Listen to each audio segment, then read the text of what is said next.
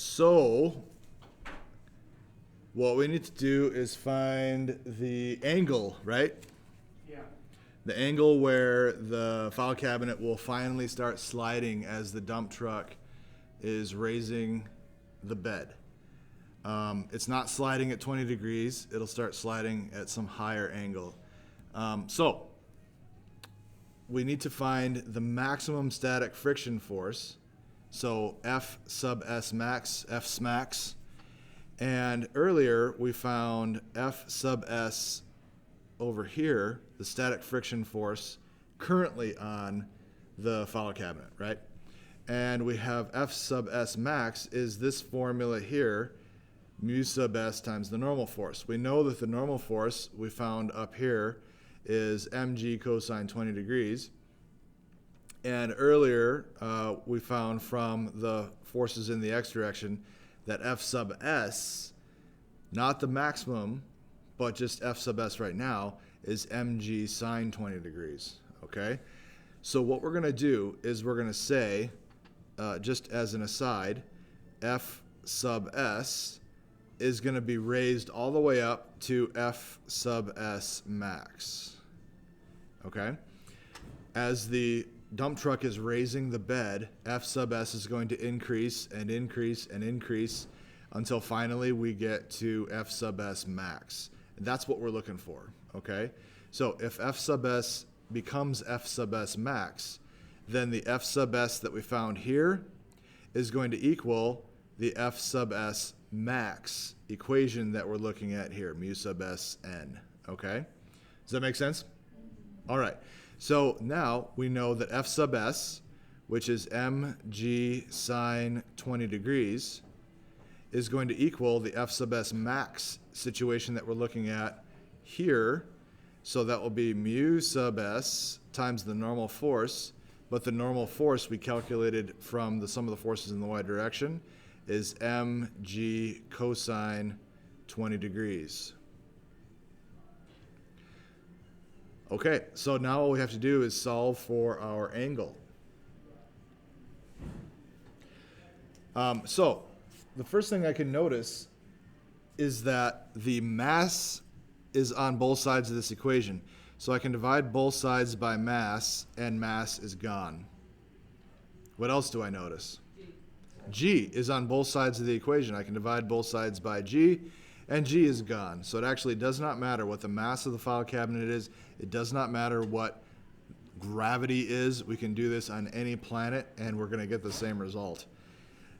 So all it depends on is the angle and the coefficient of static friction. Pretty amazing.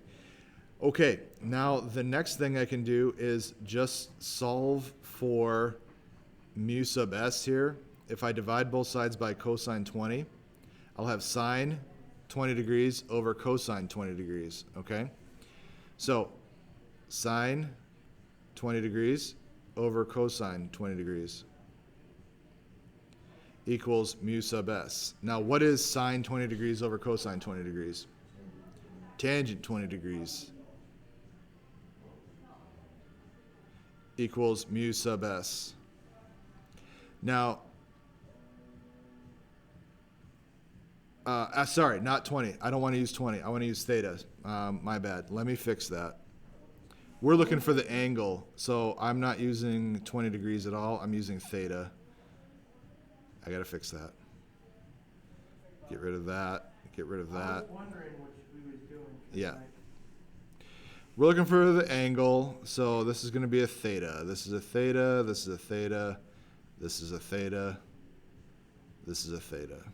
Okay, so tangent theta equals mu sub S. Now we know what mu sub S is. It's 0.80. So I'm going to solve for theta. Take the inverse tangent of both sides. So theta equals inverse tangent of mu sub S, but mu sub S is 0.80. And this will give us our theta, our angle. So make sure on your calculator that you are in degree mode, and our theta will be what?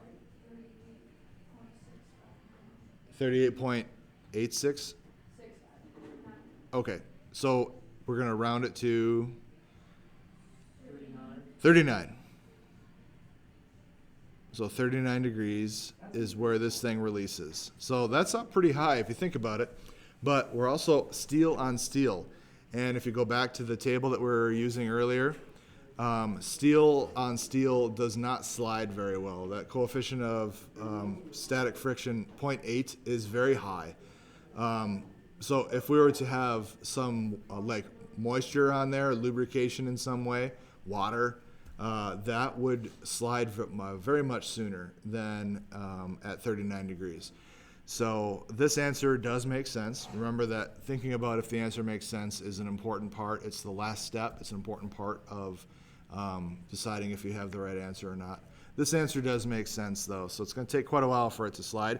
But the fascinating thing is that gravity does not matter and mass does not matter, okay? It is really just the coefficient of friction that dictates when this thing will release.